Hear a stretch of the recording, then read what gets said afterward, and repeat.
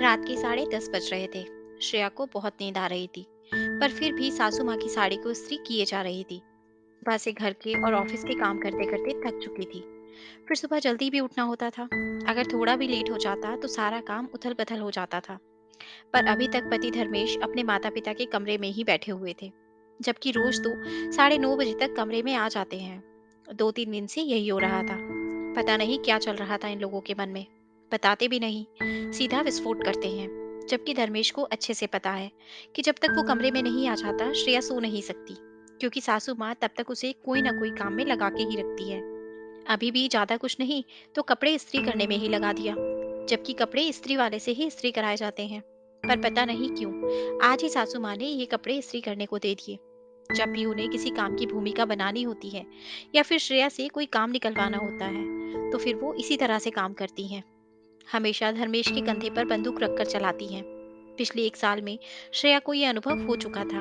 पता नहीं अब किस चीज की भूमिका बना रही हैं। इतने में धर्मेश कमरे में आया।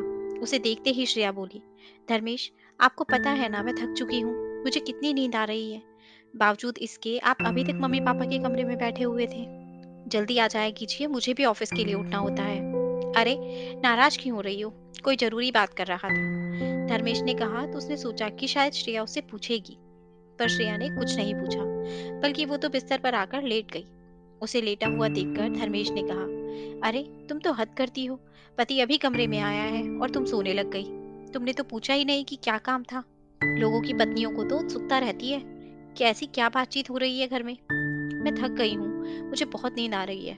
पर फिर भी आपको जो कहना है कहिए। वो मैं ये कह रहा था कि तुम्हें पता तो है ही, मेरा बिजनेस बिल्कुल भी ठीक नहीं चल रहा। और अब दीदी के ससुराल में उसके ससुर जी का रिटायरमेंट का प्रोग्राम है। सभी के कपड़े और शगुन का सामान तो हम ले आए हैं, पर इतना काफी नहीं लग रहा। अब हमारी तरफ से कुछ अच्छा देना तो बनता ही है ना। नहीं तो हमारे परिवार की क्या इज्जत रह जाएगी।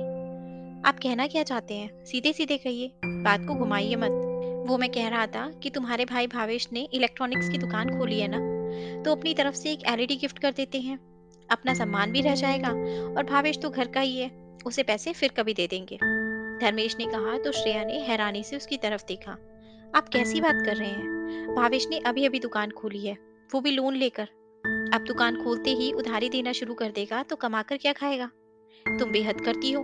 एक एलईडी से क्या नुकसान होगा? और फिर मना थोड़ी ना कर रहा हूँ, भविष्य में पैसे दे देंगे। अच्छा, पिछली बार भी 1 लाख रुपए लिए थे, और उससे पहले 50,000 रुपए लिए थे तुमने पापा से।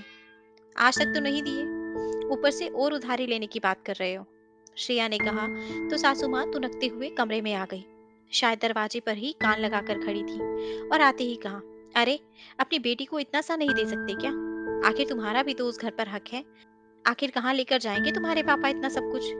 भाई के साथ साथ तुम्हारा भी बराबर का हक है वहां पर मम्मी जी, मैं कुछ नहीं मांगूंगी। अब मुझे मांगते हुए शर्म आती है, क्योंकि पिछले 2 बार का भी हमने अभी तक नहीं लौटाया। क्या फायदा अपने पैरों पर खड़े होने का, जब पैरों पर खड़ा होकर उनके सामने हाथ फैलाकर हम चुका ना पाए। श्रेया ने कहा तो धर्मेश बीच में ही बोला, अरे, तुम्हारे पापा के पास क्या पैसों की कमी है? इतना सा नहीं दे सकते क्या? दुनिया के सामने तो खूब पैसे वाले बनते हैं। बस करो धर्मेश, मेरे पापा के पास कोई अलादीन का चिराग नहीं है, जिसे जब चाहा घिसकर पैसे निकाल कर तुम्हें दे दिए। पैसा कमाना पड़ता है, मेहनत करनी पड़ती है। बड़ी जुबान खुल गई है तेरी, हमें धूस दिखा रही है। अपनी बेटी के ससुराल में हम क्या खाली हाथ चले जाएं? और तू भी तो कमाने जाती है, थोड़ा बहुत दे सकती थी। लेकिन सासू माँ अभी भी हार मानने को तैयार नहीं थी। आखिरकार श्रेया ने कहा, लेकिन क्या? आपकी बेटी आपका सम्मान है, उसे जो देना है आप दीजिए। उसके लिए मेरे मायके वालों को झुकाना जरूरी है क्या? जो भी देना है अपनी हैसियत के मुताबिक दीजिए।